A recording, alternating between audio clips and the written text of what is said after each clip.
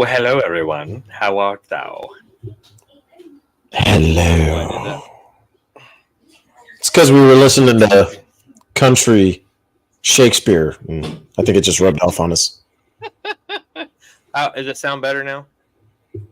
It sounds much better. Hark. Yeah, just setting it. Hark them, damn damn angel sing, man. We gonna have biscuits and gravy up at the plantation house and shit. I can honestly say I think I done must yet.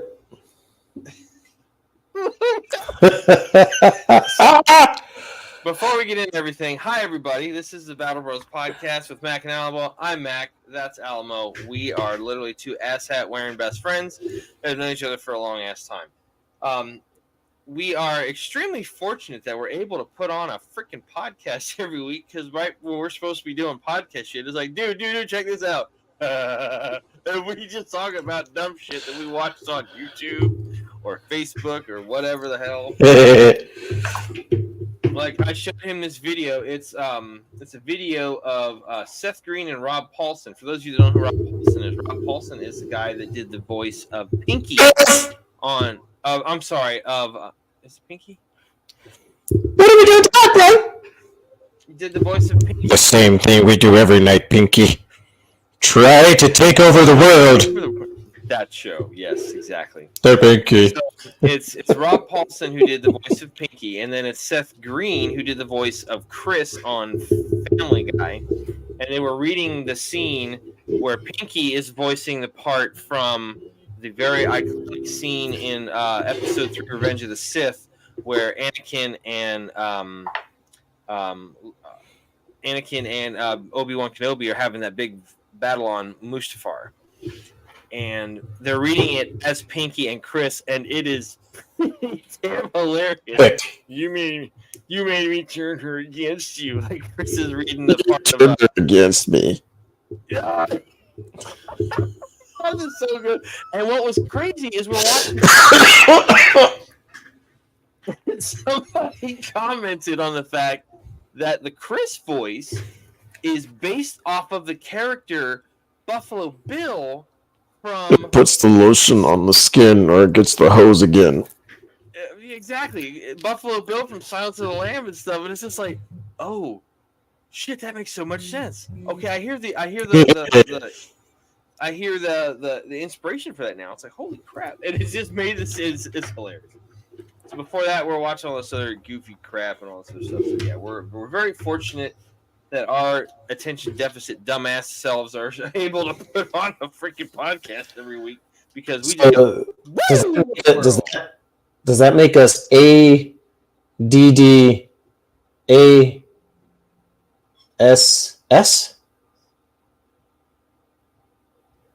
How do you figure? AD dumbass selves.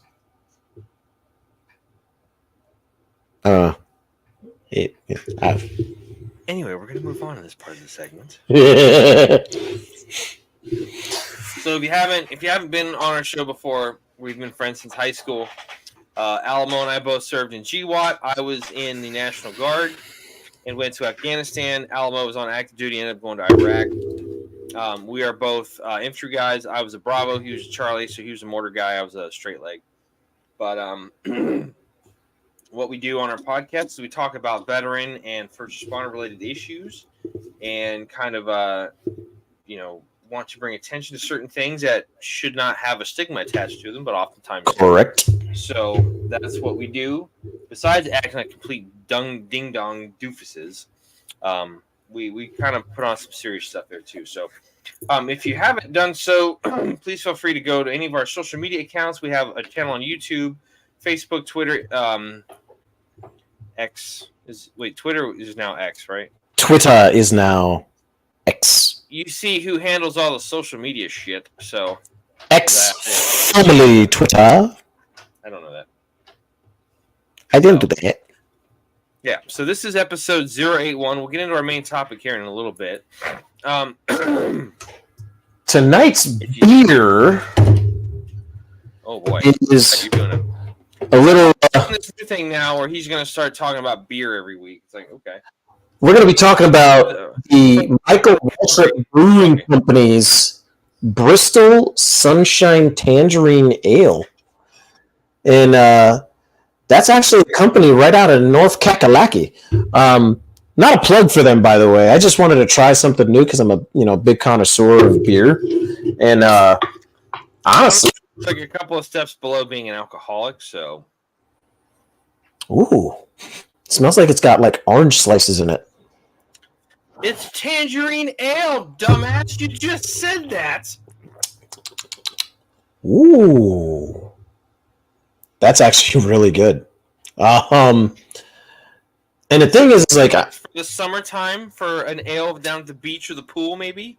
I would say this is very much, definitely a summertime kind of like ale. It's not an IPA, but an ale is very good. It's a lot less hoppy. It has a little bit more of flavor of whatever they've put into it. Obviously, this one being the tangerine, this is actually really fucking good. Like, wow. Cheers and to the boys. That's good. Cool, man. I'm glad you like that. All right. So, before we get into our main topic, which we'll discuss here in a minute, I'm going to go over some new stuff. So this is going to be a little bit different. So this is not exactly a news story, but it is something that ran across my YouTube feed earlier this week. Very interesting. Yes. So there is a gentleman, I believe his name is Jay. He has a website and a YouTube page that is called Green Beret. Hold on, I think it's Green Beret Chronicles. Yes, Green Beret Chronicles. He also has a website, greenberetchronicles.com. So basically, it's kind of one of those guys. He's a retired Green Beret. So if you're looking to maybe get into the military, into that spec ops world down the road, kind of one of those guys that has tips, training tips, mental preparation, that kind of stuff. To kind of get yourself set up for success to go into that. Prides himself on being a resource of information to go to if you plan on doing these things. First time I've ever heard of this guy. Seems, and I'm not in any way, shape, or form trying to critique this guy. Just off of first glance, first appearance, seems like he's got his stuff pretty squared away. I'm no homo, but I am very much enamored by the way he looks. He is a very handsome son of a gun. He's a specimen for sure. For sure. The news article that he was talking about. So he said, I haven't seen this anywhere else, and I wanted to discuss it.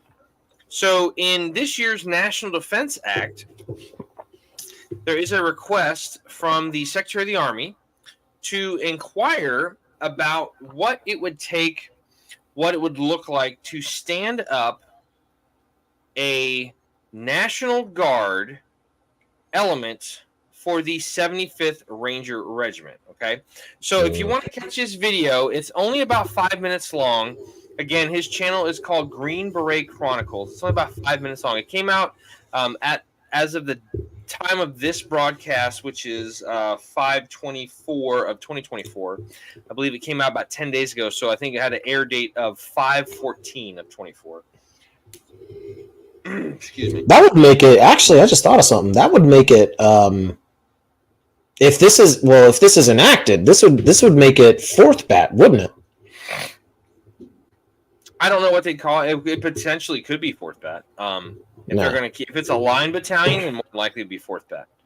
But anyway, so he kind of goes into detail about what that would look like, and Alamo and I were discussing it before the show, kind of getting our last minute thoughts together. So, it kind of brings up a good point. If you think about it, Green Berets, which, if you're not familiar, there are 7 Special Forces groups. You've got 1st, 3rd, 5th, 7th, and 10th. Those are all active duty. The remaining 2, 19th and 20th, are in the National Guard. Now, they are spread out over several states. There's stuff in Utah, Texas, all over the place. My old company, Bravo 2nd of the 124, used to be in Orlando. They have since moved quite a few years ago. They moved way up north to Ocala, and they share an armory with a company. I think it's 3rd Battalion 20th Group. They're in the same armory as the SF company, so it's like that's kind of cool. But if you think about it, that would be kind of interesting if you had the ability to have a National Guard component. Number one, it's another line battalion. So there are, I think, 5 battalions right now. You have 1st, 2nd, and 3rd. 1st is at Hunter Army Airfield. 2nd's up at Joint Base Lewis McChord, and then 3rd Bat is up at Fort Moore, which is formerly Fort Benning, Georgia. Yep. You also have the regimental headquarters at here to Lieutenant Colonel Hal Moore. Yeah, blah blah blah. Lieutenant General. He was a 3-star general. Oh, that's right. Yes, that's when he retired. Lieutenant General Hal Moore. Yes. Here, sir. Cheers. So they have at Moore, you have 3rd Battalion, you've got regimental headquarters, you also have the regimental military intelligence battalion, which is one of the newer elements that they stood up there. So it wouldn't be that much of a stretch, I don't think, for them to stand up a battalion in the National Guard element. Because like I said, you have all the combat arms jobs and units in the military that are not active duty are in the National Guard. Infantry units are National Guard. You have cavalry. You have freaking field artillery. You've got air defense artillery.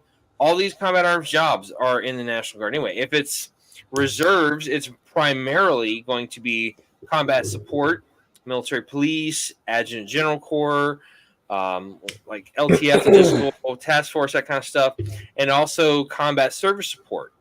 So it's not far of a stretch to think you could make this happen. And he brings up a couple of good points. I think one of them being the fact of where would these bodies come from?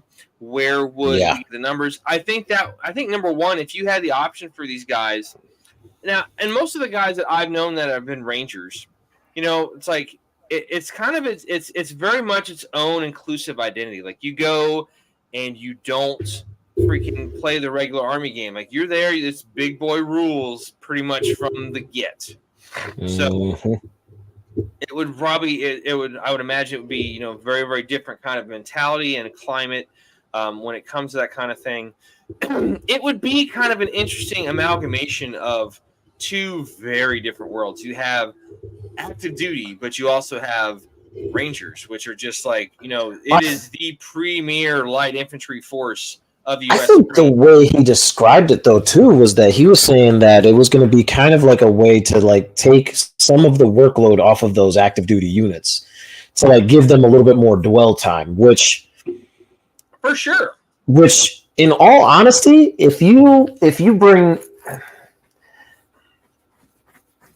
up a National Guard battalion, right? That is, strictly, say it's the light infantry, how the battalions are right now.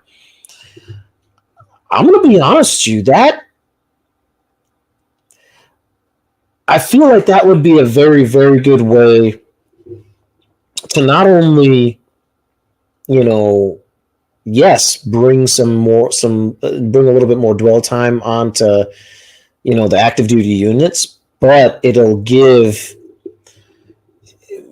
in my personal opinion, it'll give that specific unit a role where I feel they could definitely be able to train more. I mean, because if you think about the Rangers, that's like the elite of the light infantry, right?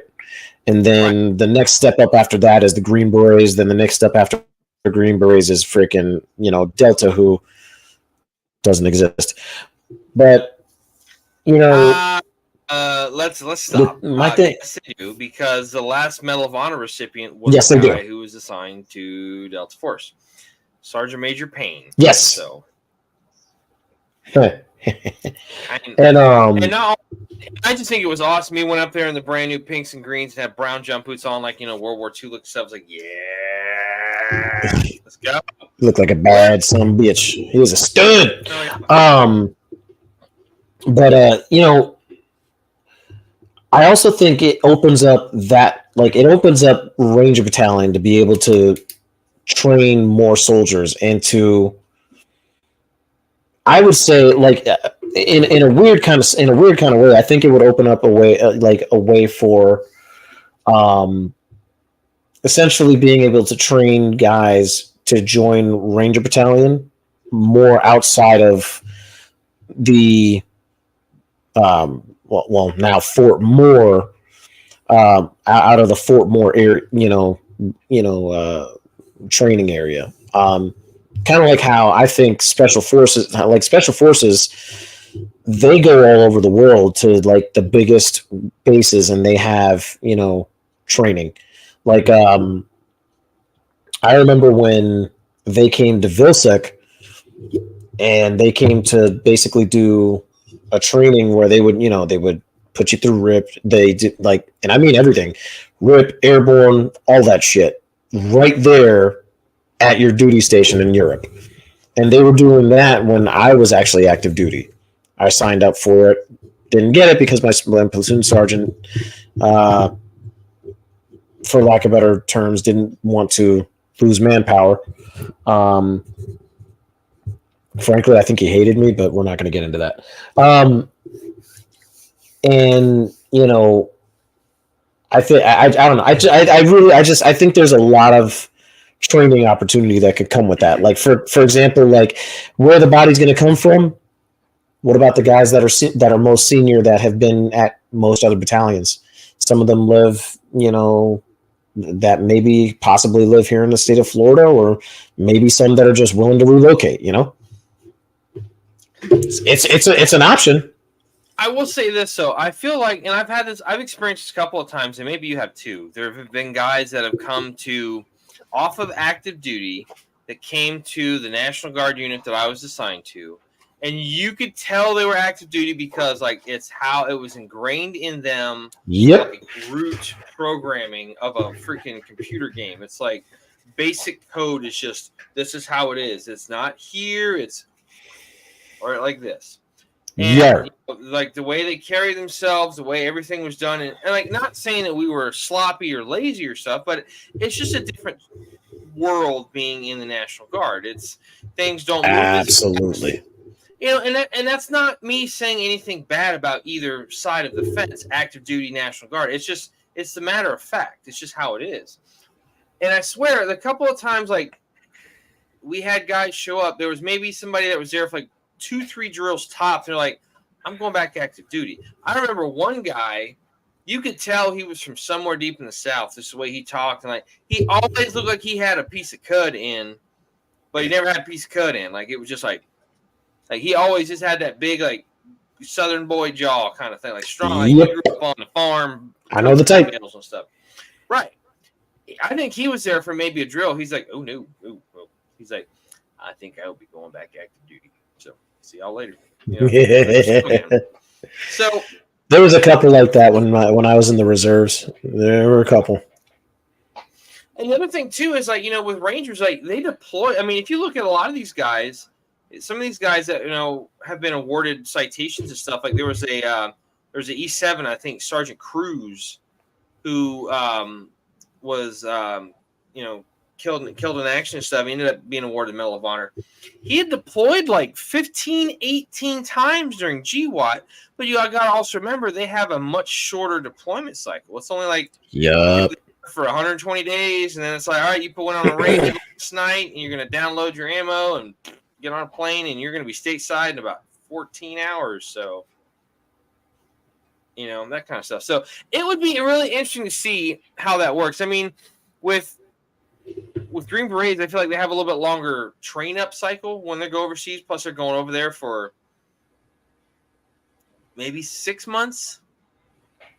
Mm-hmm. I want to say, because I remember when I was in Afghanistan from 05 to 06, July 05, July 06, the first 6 months we had guys there that were from 5th group.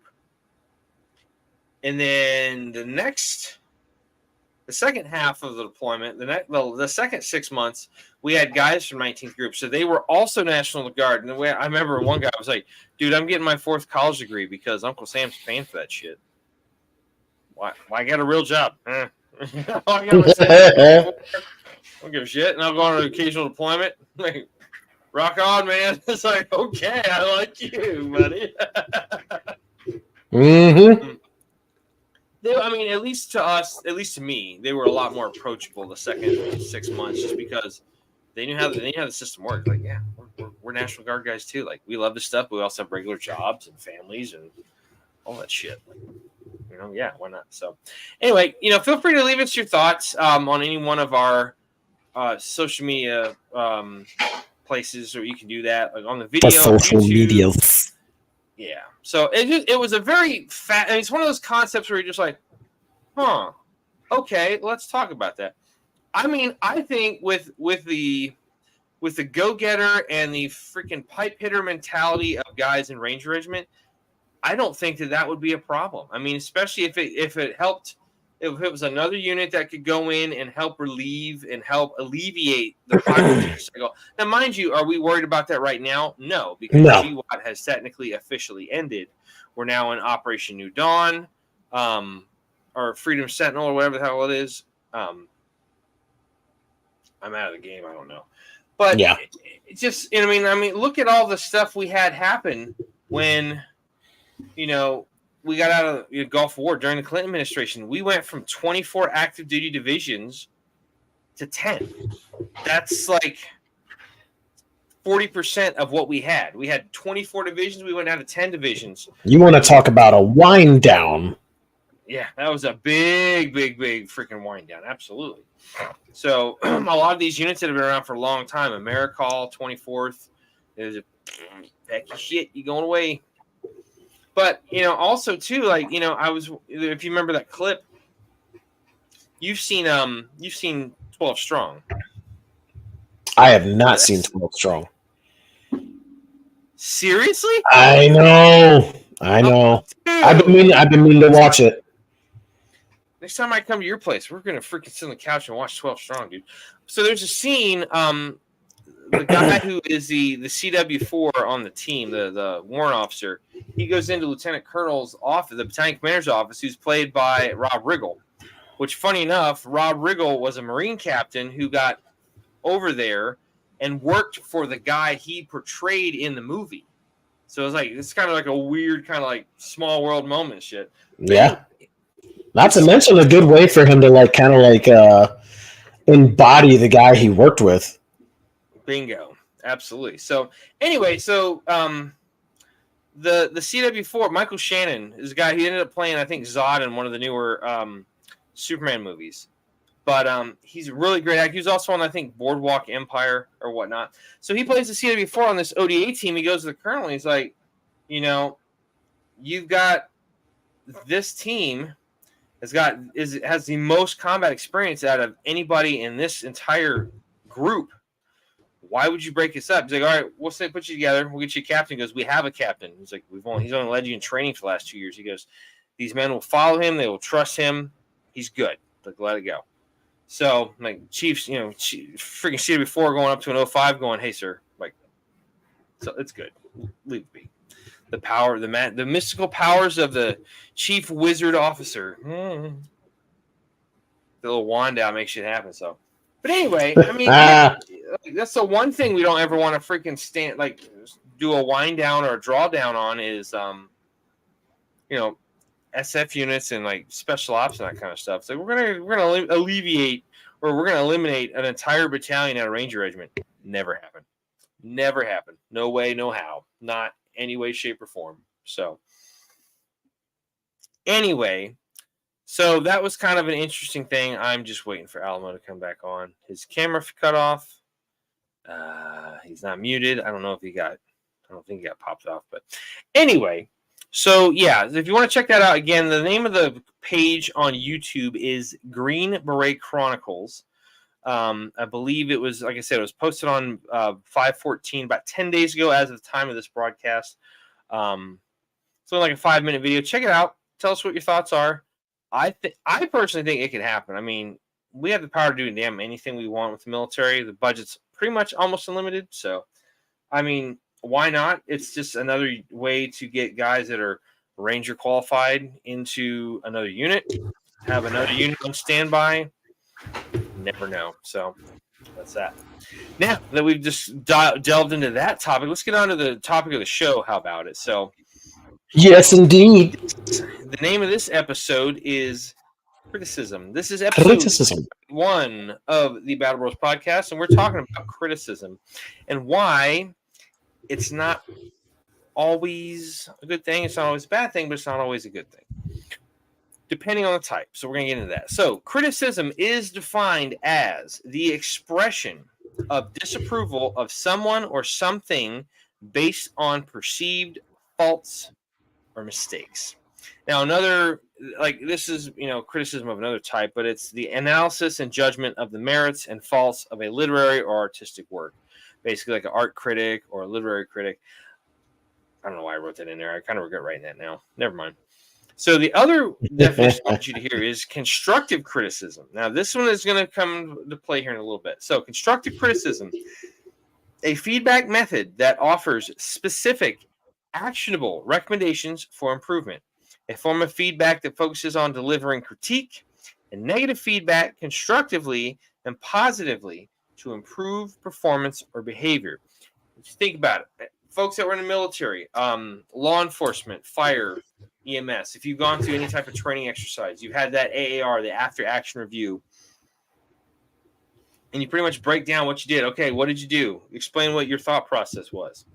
And then you go through the sustains, and you also have to give improves. And you have to kind of break down and analyze yourself and critique yourself a little bit. So we used to do that a lot at the place I worked at that I ran for a little while.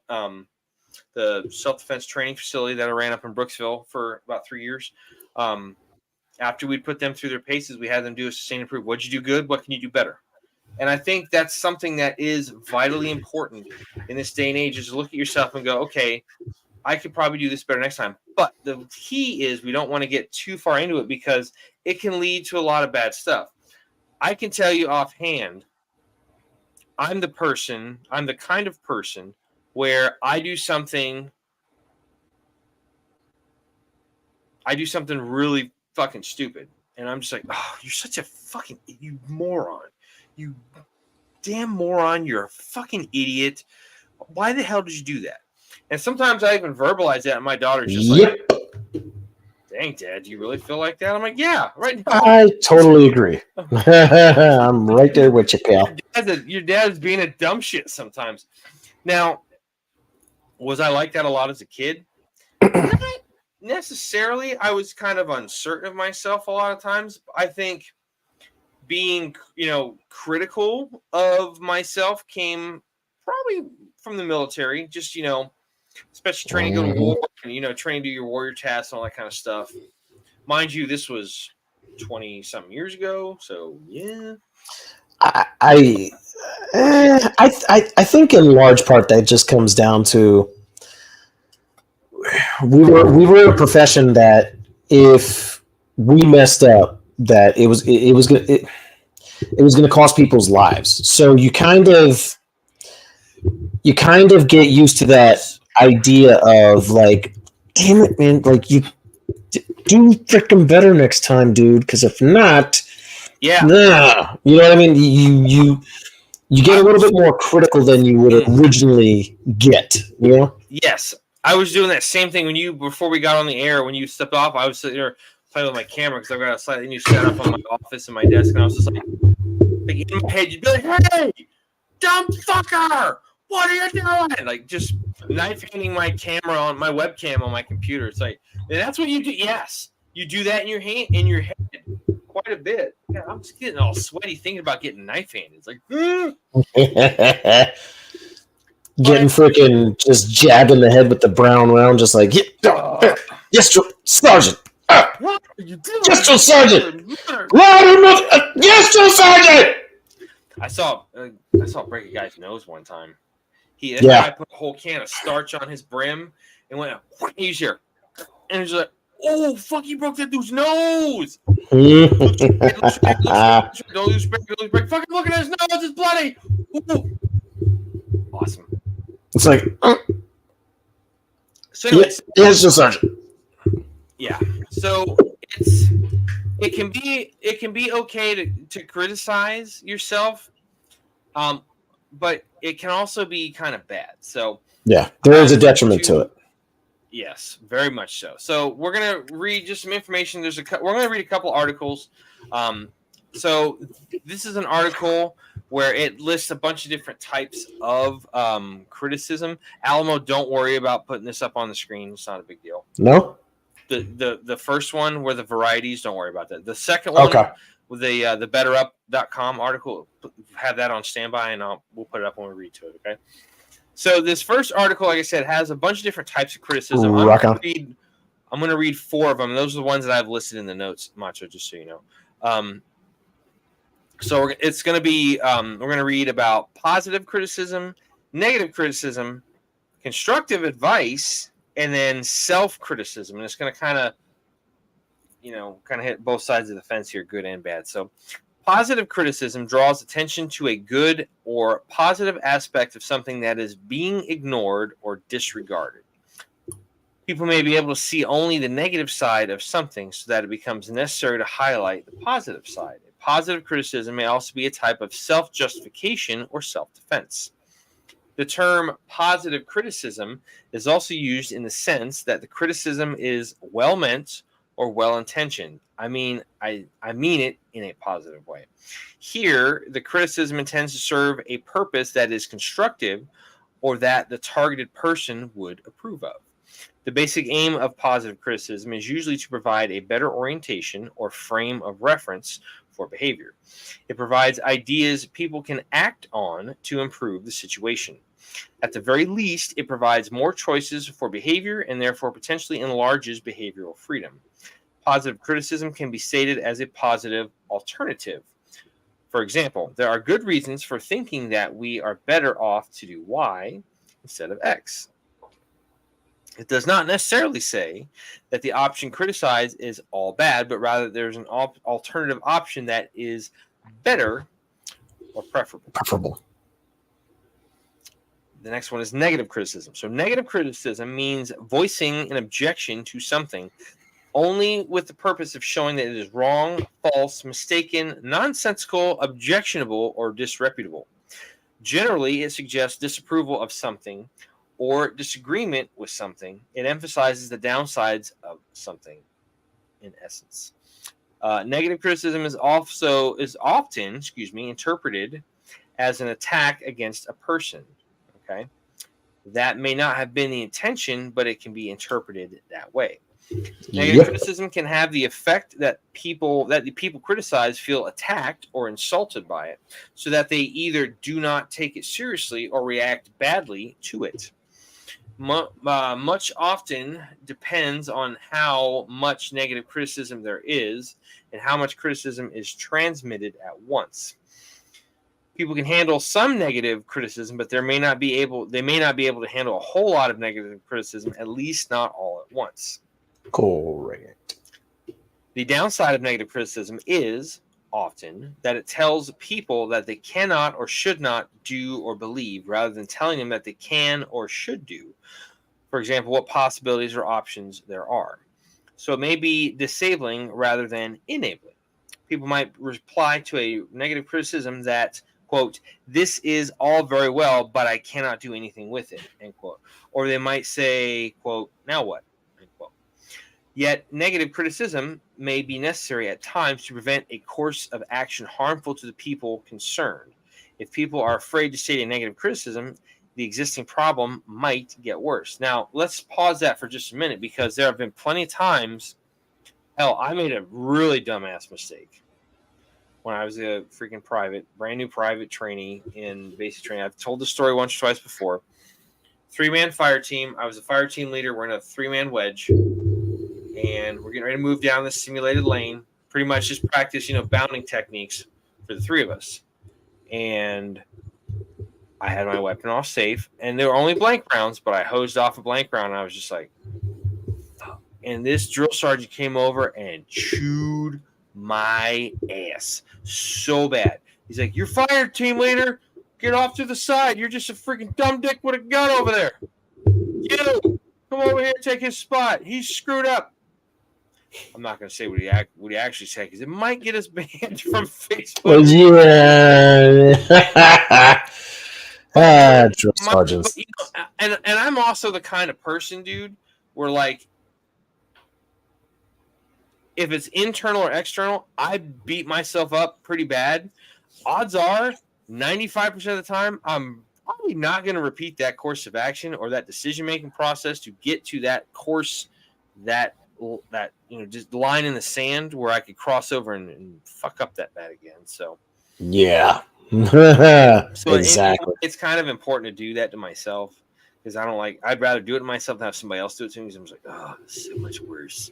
I'm not mad. I'm just disappointed. And that's so much worse. It's like, damn it, man. Okay, so. Okay. This freaking Bam Margera. Right? That's exactly what that's from, too. Yep. I'm not mad. I'm just disappointed. It's so much worse. So good. Oh, my God. Quick side story. My freaking attention deficit dumbass disorder is kicking in. My daughter has seen the clip of Knoxville boxing Butterbean in the store and hits the side of the counter with his head. Where he got like 12 stitches? Yeah. She goes, "Daddy, we need to go to the hospital. Apparently I'm a little concussed." And I'm just he is such a wise ass.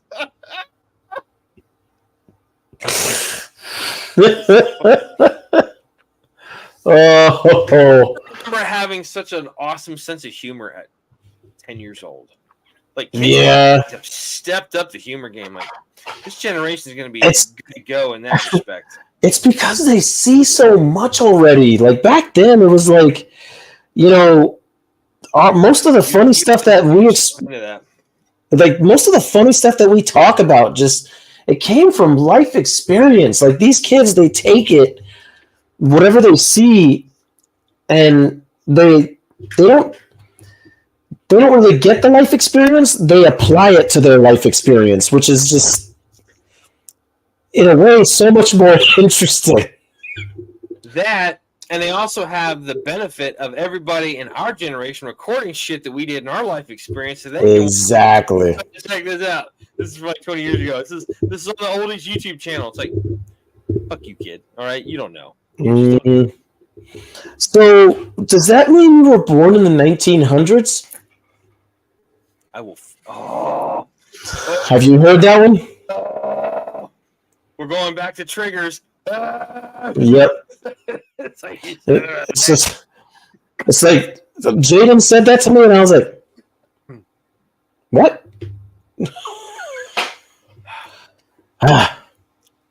Pissed me off. Yeah. Pissed me off so bad. Like, come on, man. Like, it really be like that in the 1900s. What the shit? Yeah. I got that one. Little bastard.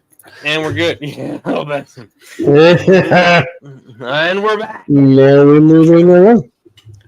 Yes. So let me finish up that one spot. So, the upside of negative criticism is that it can explain what limitations of an idea, an action, or a situation are for the sake of being realistic. Sometimes it's necessary to say no to something and explain why no is no. In the modern world, negative criticism has acquired the stigma of being negative, and people who make negative criticisms can be easily exploited or manipulated. For this reason, many people nowadays express their negative criticism simply by not saying anything, not paying attention to something or someone, or by being absent. Listen,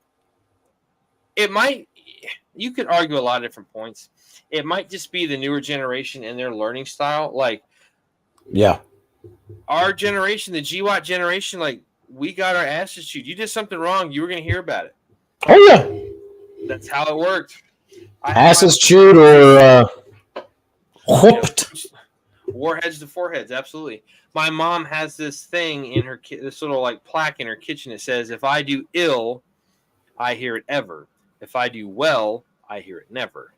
Meaning, if you fuck up, you're gonna hear about it. If you don't, it's like, all right, cool. You might not hear about it all the time. Now, I don't 100% agree with that. You should, especially with what I do now, you should praise positive actions for the reinforcement of them having them happen again.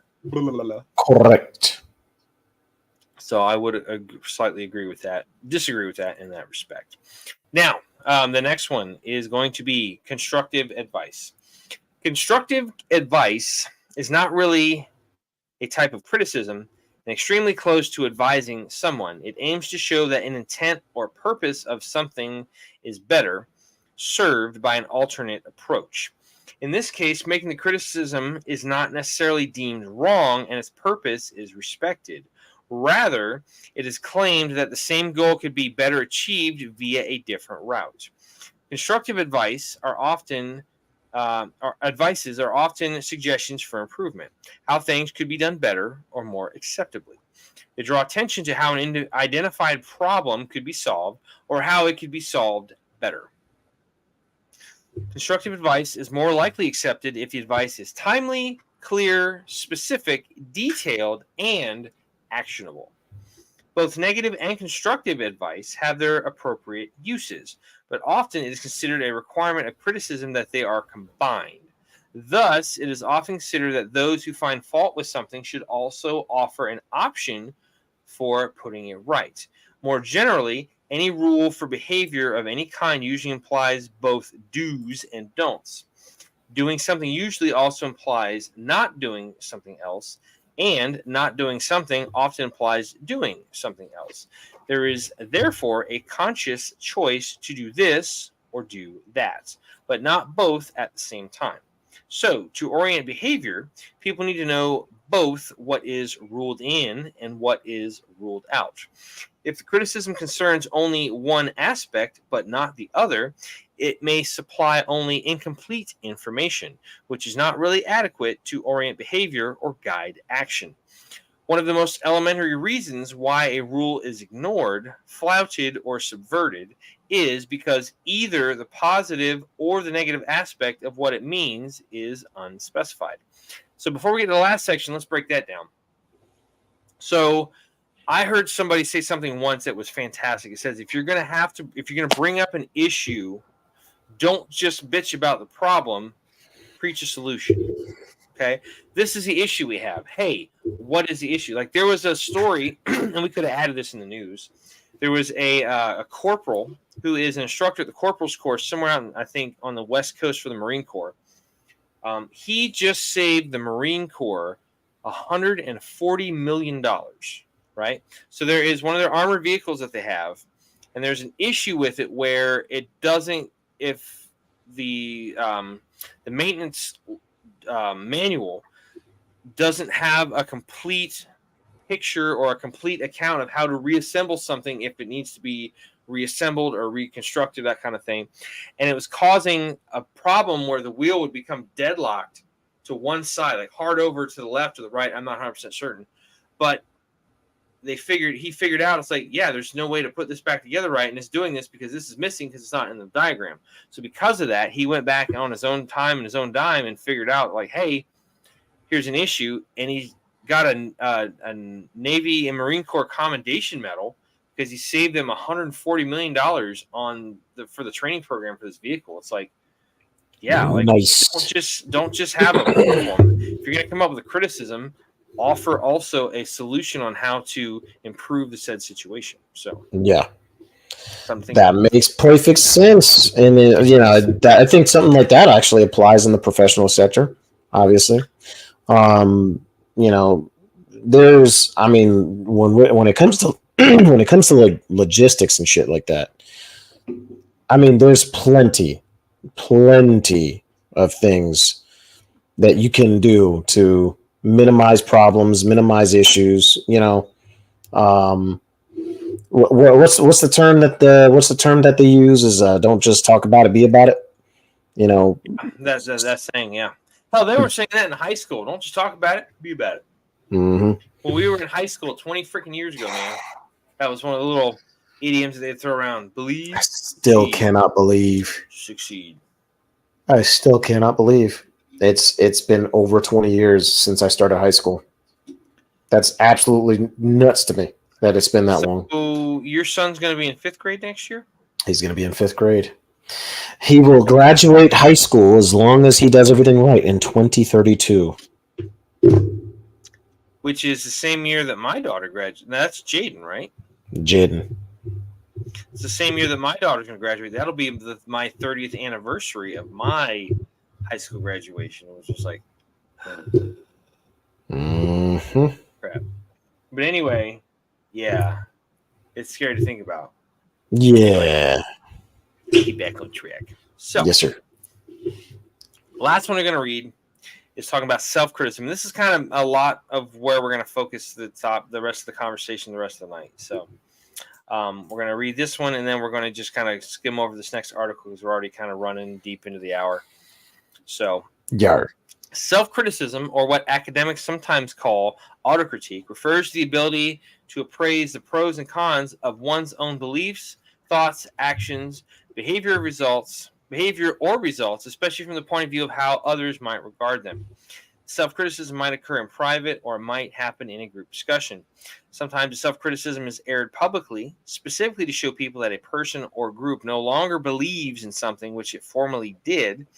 And at other times, self-criticism remains a hidden secret behind closed doors. So I was talking to our good friend Brian, and he was telling me, he goes, dude, this is such a big thing for veterans. He goes, I've counseled guys and worked in therapy with folks that were, in all forms of the military. We're talking green beanies, we're talking Rangers, we're talking special ops from various service branches, full bird colonels and generals and stuff. There isn't one person that has not had some type of experience in their career where they are just negatively impacted, because the negative stuff sticks out more often. It's like, yeah, I did this, but then you're like, oh, I remember this one time I effed up.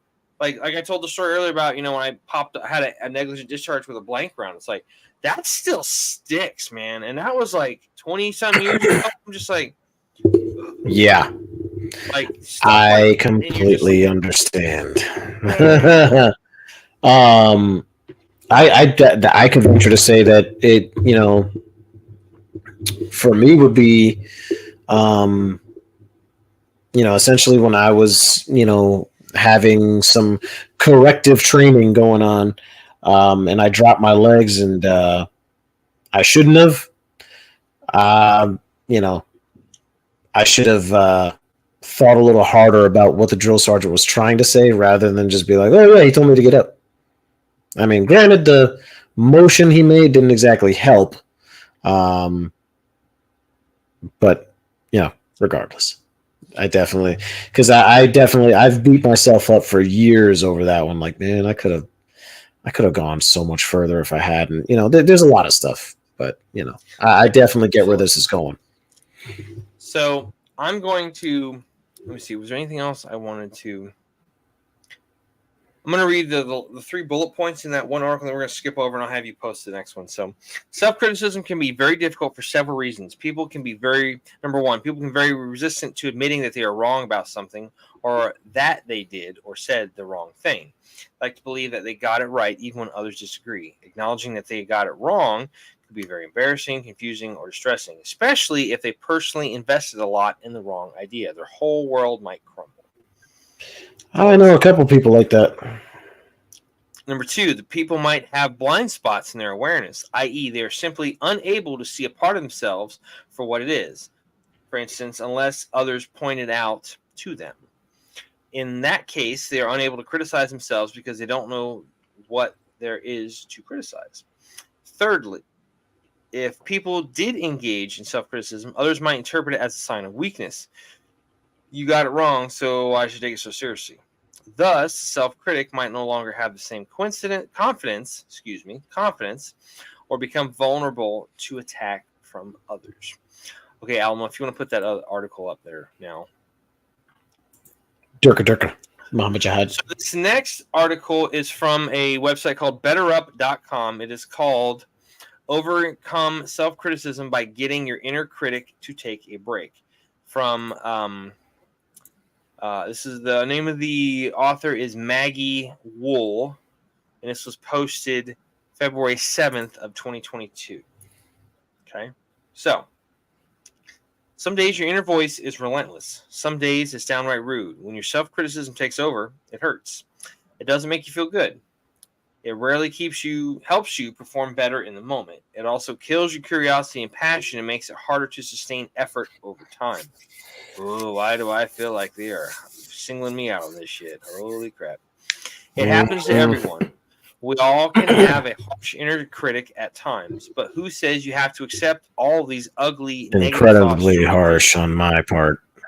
Mm-hmm. But who says you have to accept all these ugly, negative thoughts directed at yourself?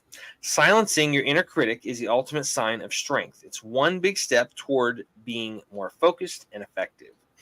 To start your journey towards personal growth, you'll need to understand the meaning of self-criticism and where it comes from. So what's self-criticism?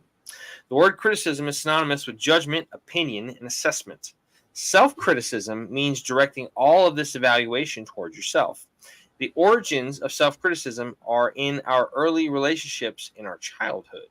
A tendency towards self-criticism can result from strict parents, peer pressure at school, demanding teachers or bosses, competitive sports.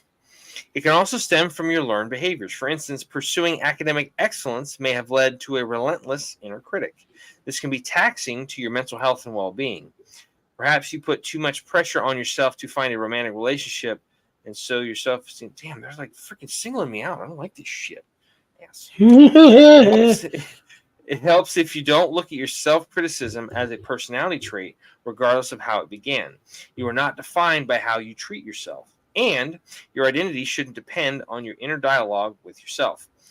But know that shaking off your self-critical thoughts is hard. It takes a lot of work, and sometimes you can't do it alone. A BetterUp coach can help you develop your self-confidence and can guide you toward a kinder inner voice. To learn more about BetterUp, check out the expert coaching tab. So, shameless plug in the middle of the article. Dig it. Cool. Indeed. How to identify toxic self-criticism. We know where self-criticism can come from, but how good are you at identifying it? It's essential to have a strong sense of self-awareness as you complete tasks. Reflect on how you feel when you meet challenges and opportunities. Think about times when your job requires you to work independently. When you're overwhelmed with feelings, take a deep breath and do some self-evaluation. Here are 3 examples of self-criticism to think about. Assembling new furniture. You just picked up new shelves for your bedroom, but you have to assemble them all yourself. Your mind is filled with self-doubt because you're not super handy. It's creating a lot of frustration for you, and you've been telling yourself that you're too stupid to figure it out. Oh, man. They're not talking about you. They're not talking about you. They're not talking about you. All of your negative self-talk caused you to abandon your project, and you're going to wait until a friend can help you do it. And I had that same problem, man. I had to replace a fuel pump in one of my old cars, and I did it. And, dude, it was just such a boost to your self-confidence. I'm like, man, I can do anything. I was the kind of guy, man, I used to go into Home Depot and freaking Lowe's, and I'd be like, what the hell am I doing here? I don't know what I'm doing. Dude, I totally agree. That's an adult. That was me in the situation with the window, putting the window back in my house. Because, you know, I get it. When I was out there helping this guy that actually helped us, you know, put it back in, it was like I was Ricky Bobby with the cameraman for the reporter. With the reporter, I don't know what to do with my hands. Such a great analogy. That's so good. Everything, dude. Like, oh my God. Literally, I was literally Ricky Bobby. I don't know what to do with my hands. Like, I didn't know. I felt bad because, you know, he did so much of the work. And then, you know, at the end of it, really the only thing that I really accomplished was learning how to mix, you know, stucco / concrete properly. By the way, it has to be the consistency of peanut butter. Yep. Framing and all that other stuff, I watched and did the best I could to try and understand what the heck was going on. And yeah. And especially when you're doing like DIY projects, man, like YouTube and other places can be such a valuable resource because you got to go in there and put the link in, watch a bunch of videos, and you'll be good. So, did I ever tell you the story about the lady that literally built her own house using nothing but YouTube videos? Learned how to do everything, framing, all that stuff. My grandfather did the same thing with a house that my mom grew up in. Same exact thing. And this was back before social media, YouTube. This was in the 50s and 60s. Yeah, did all that stuff by himself. He was pretty awesome like that. Number 2, preparing for an exam. It's the night before the exam in your business math class you've been taking. You've been studying for weeks, but you've convinced yourself that you won't pass. Your inner voice can't let go of your high standards, and you begin to flounder. You keep telling yourself that you're a failure and can't do anything right, even though you've put in lots of time to prepare. Ugh.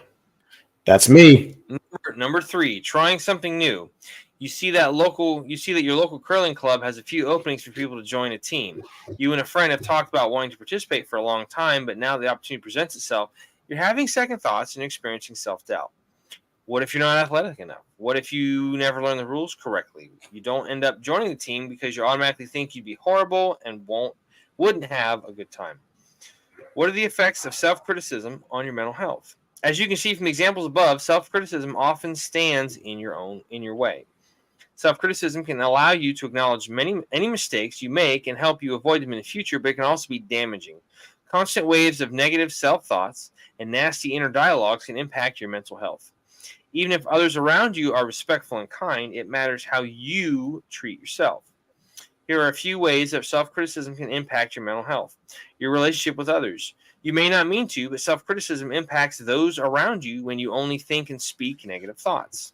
Your interpersonal relationships could feel strained because of it, and you may start to withdraw from your connections and mute your social life, causing you to feel lonely and isolated. I would say the part of that really struck with me, like not so much on my side, but on the other side of that, like people that are just around you that are just freaking negative all the time. I'm just like, I can't do that. I'm like, we gotta laugh, we gotta cry, we gotta do all this stuff. You can't just be the negative Nelly all the time. So I'll be like, you're fired. And you know, man, like as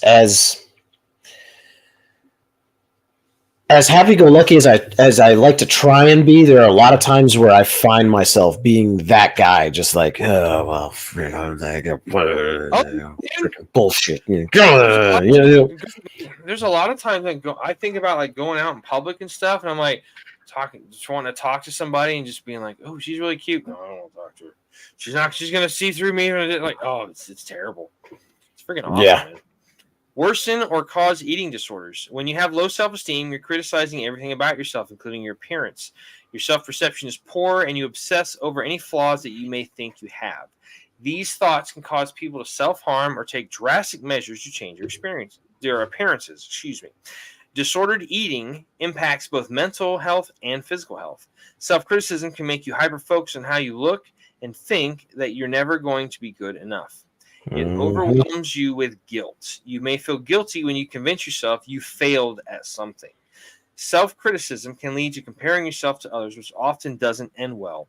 As you look back on how your self-criticism and negative thoughts have stunted your personal growth, you can linger in your mind for too long, get in that little headspace and just root around in there for a little bit too long, get stuck in that mud bog in your brain. You're just like, Self-criticism hinders our opportunities to improve ourselves because it fills us with self-doubt. Constructive criticism is helpful and improves your personal growth, but your self-criticism will stand in the way while you try to improve yourself. So, these are some tips on how to overcome self-criticism. 8 tips. Number 1, stop thinking that your self-criticism will motivate you to complete your work. Wrong. Number 2, write a list of your favorite personal qualities and skills and think about how they can help you follow your passions. Number 3, talk with a psychotherapist about any trauma you've experienced. Like, listen, if you need help, get help, no matter what it looks like. Yeah. Number 4, absolutely. Let go of perfectionism and welcome mistakes. There was only one guy who was perfect, and he's up there. He died for your sins, depending on what you believe and whatnot. Don't think you have to be perfect. We're supposed to be flawed. Duh. Number 5, think about what advice you'd give a friend, but apply it to yourself. Ooh, that's a good one. That's right. Yeah. Number 6, have an equal balance of self-improvement and self-compassion. Number 7, be mindful of your thoughts, feelings, and reactions each day. Number 8, keep a journal of your progress and read it to practice self-gratitude. We just talked about the journaling thing last week. We talked about triggers. Oh my God. This guy journals all the time. All right, you can cut that off there, bud. So, but anyway, that's what we're talking criticism. Like, if you're not careful, you can kind of end up going the route of criticism. I mean, it's okay to analyze and critique, but being critical, like, you can really, especially if you get self-critical and you just call yourself you're such a fucking loser, blah blah blah, all that kind of shit. It can go bad rapidly, so we got to be really careful of that. So, but that is our talk on criticism. So thanks for joining us. We're going to close out the show now because we're already over the hour mark. We'll try to keep this brief tonight. So if you're new to the show, Alamo and I, like I said, we were friends in high school. We both graduated 3 years apart, went to join the military, all that kind of stuff. Alamo and I worked together. We also did some other things. And after a while, we were like, Alamo approached me and said, hey, let's do something together. I miss working with you and all that kind of stuff. Talk about doing a podcast, and I was like, I don't know shit about a podcast because, dude, they put a monkey in space. How hard can it be? I'm like, facts, absolute facts. So we had a guy that used to work with us named John when Alamo and I both worked at a firearms retailer. Worked with us when we worked at the range counter. Great dude. Like, we always were cracking up and smiling and just made work so much fun. And unfortunately, we found out that John took his own life and solved a temporary problem with a permanent solution. And that's very unfortunate because John was a dude that was a great, funny fucker, guy worth knowing, would give you shirt off his back, would do anything for you to help you out. Loved to laugh. We cracked up so much at work. It should have been illegal, but yeah.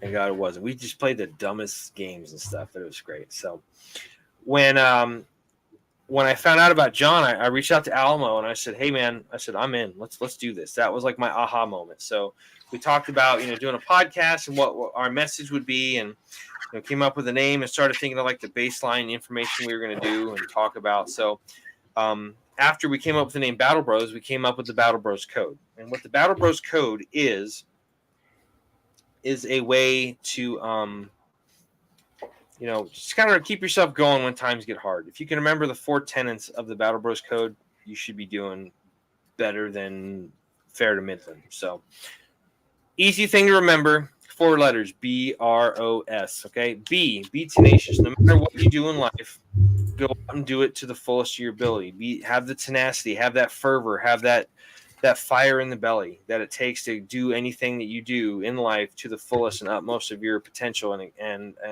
abilities. As the great Ron Swanson once said, don't half-ass 2 things, whole-ass 1 thing. 1 thing. All right? No matter what it is, being a parent, working your job, trying to improve yourself on whatever level that looks like, be tenacious. R, refuse to surrender. It's okay to make mistakes. It's okay to, not finish the goal and hit the objective the first time. That's fine. No matter what happens, refuse to surrender. You're going to get kicked down. You're going to get kicked down, get your dick knocked in the dirt, get mud on your face. Somebody's going to call you a big disgrace. Get up and wave your banner in their face. He made a rhyme. No, shut up. You know what I'm saying. Yes. Okay, you just went on Dr. Seuss, but I'm just going to let you go. I was quoting We Will Rock You from Queen. But anyway. So refuse to surrender. Don't think you have to accomplish it. If you get sidetracked and off mission and off topic, freaking pull out your compass, reorient yourself on your map, and freaking distance direction to move out. I'm going to start calling you Freddie D from now on.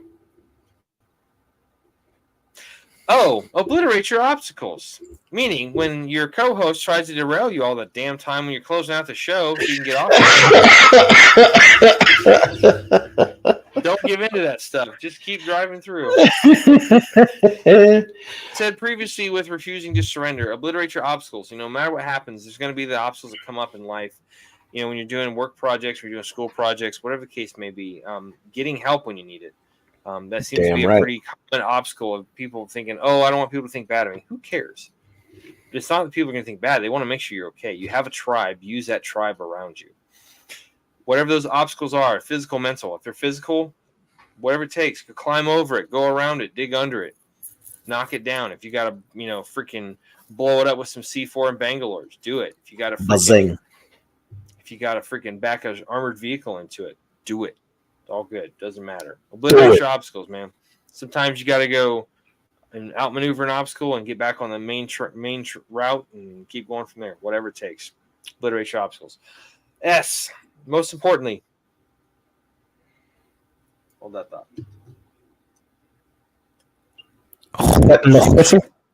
Take a little ship. S. Seek out help in a time of need.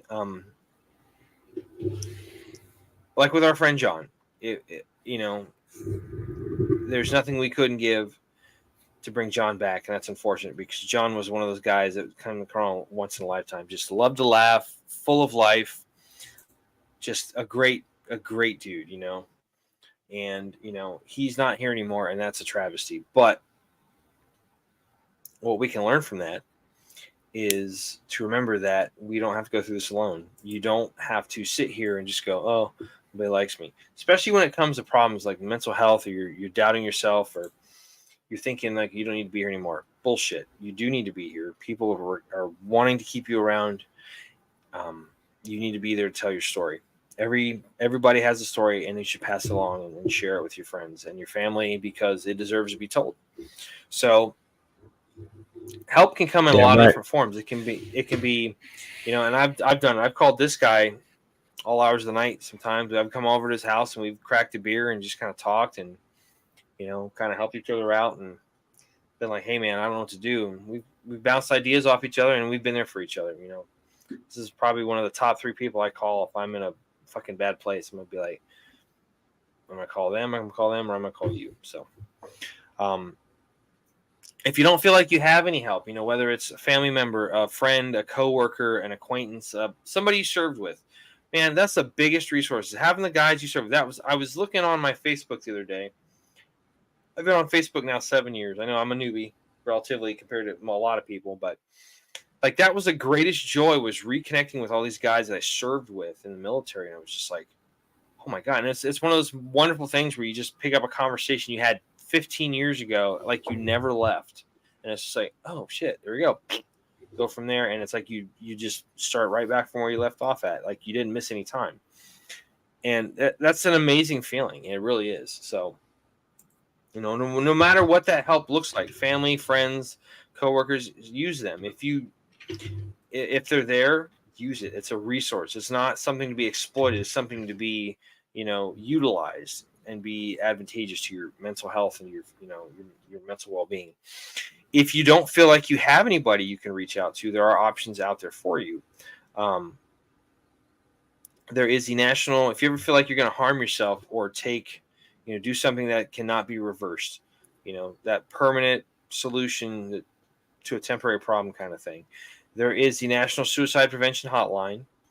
They're open 24 hours a day, 7 days a week. You can either call 1-800-273-8255.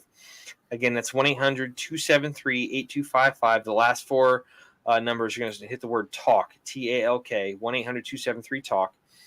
Or you can dial 988, or you can also text 988. That is a new option that came out last year, I want to say in July. They were working on it for I think so. The year before. Like it was later on in the year before, but they streamlined it like last year around July. Yeah. Yeah, I think it was either like 22. It was the second time I was out in Utah that happened. So, but anyway, the 988 option lets you text as well. So for everybody that's got a smartphone, if you're a person that prefers like a textual conversation or whatnot, text messages, SMS type stuff, they have somebody there 24 hours a day, 7 days a week. Text messages. You hit number 1, when you prompt to do so. But those are options out there for you. Don't feel like you have to go alone. We are not we are very similar to primates and stuff. We're social creatures. We have a hierarchy. We have a social group that we coincide with. Most importantly, we don't want you to think that you're alone and that you end up being one of these 22 veterans that, on average, kill themselves every single day. This is a number that we're trying to eradicate. This is more of a pandemic than influenza or measles or smallpox or. I mean, COVID was pretty serious because that was in our lifetime, but at the same time, that's much more serious. And it sucks when one of those 22 a day is somebody you know. I know Alamo's gone through, I think, 5 or 6 of them. We both have gone through that with John.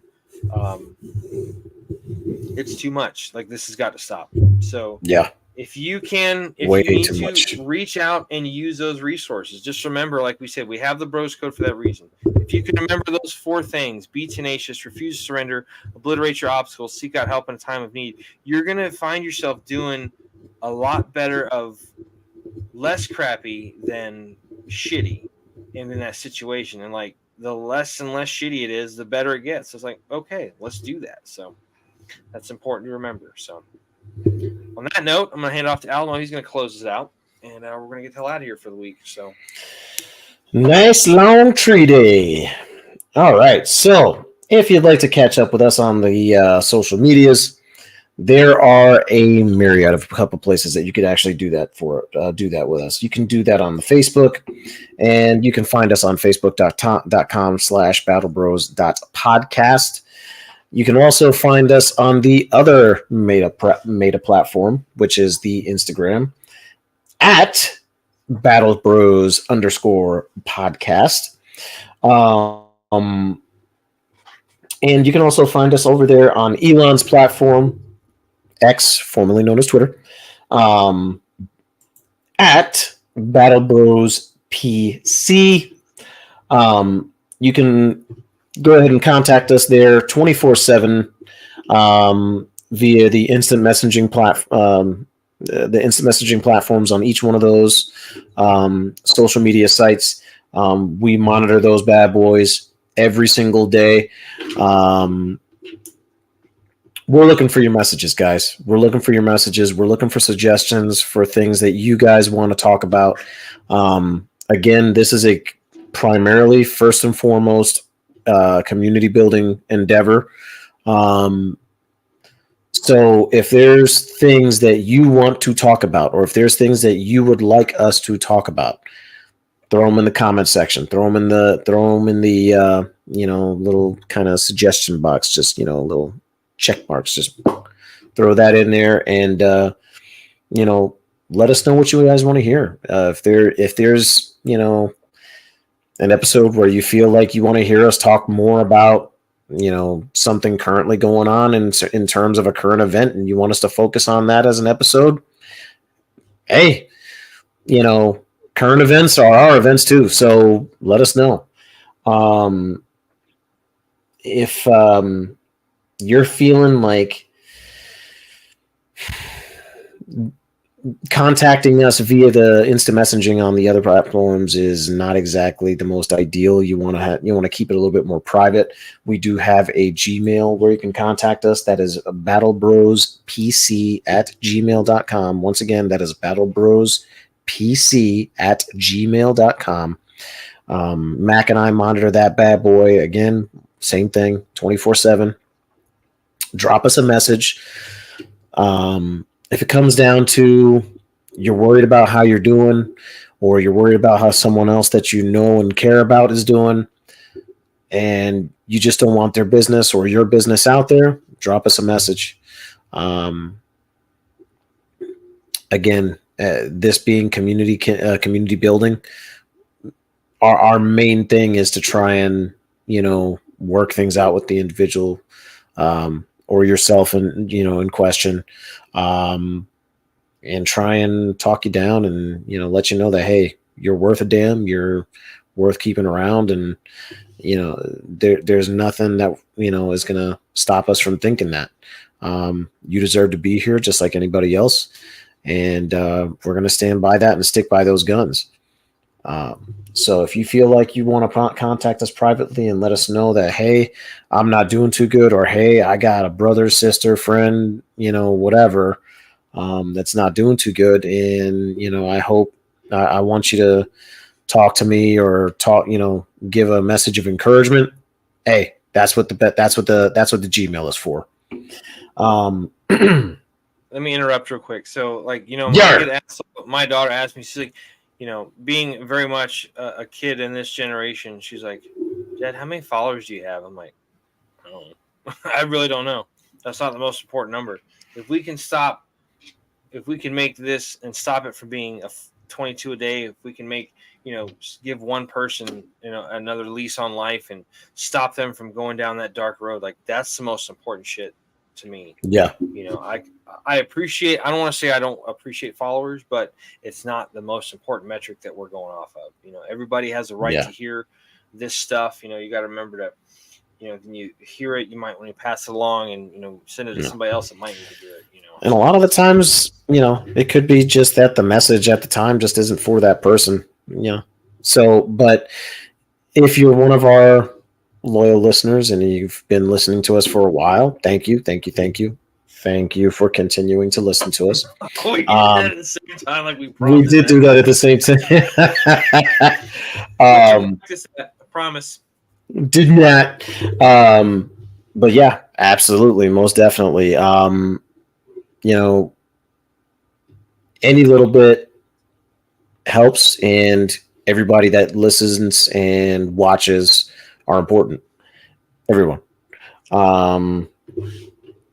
And we just want to let you guys know that. If you want to listen to us on different platforms, we are on multiple different platforms. Everything from Spotify, Google Music, Amazon, all that good stuff. You can find us even on iHeartRadio. You can watch all of our podcast videos on YouTube. There's one that YouTube going through number 10, where we talked about 9/11. That we had an issue early on, and it didn't record all the way through. So in order to watch it, you have to go and watch it here on YouTube. You can also listen and watch on Spotify because we, at least from, I believe, episodes. What was it? I don't even remember. You're the technical guy, dude. I don't remember which episodes it was that. But starting episode in somewhere, I believe in season 3 somewhere, we actually, our videos started posting on Spotify, and now you can watch and listen to us on Spotify as well. Yeah. I'm sorry that pancake butt's letting your tailbone hit that chair, buddy. It's not that at all. So why don't you shut up and continue on? Yeah.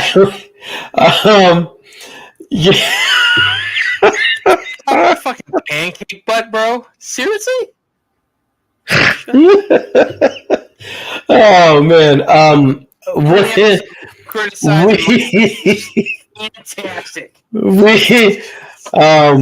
are also on Rumble.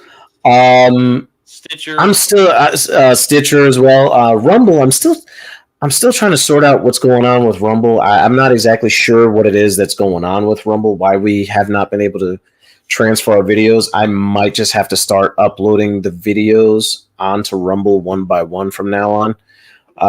When I start uploading the episodes, when I start uploading the episodes onto Spotify. Right. But you can catch us on that platform as well.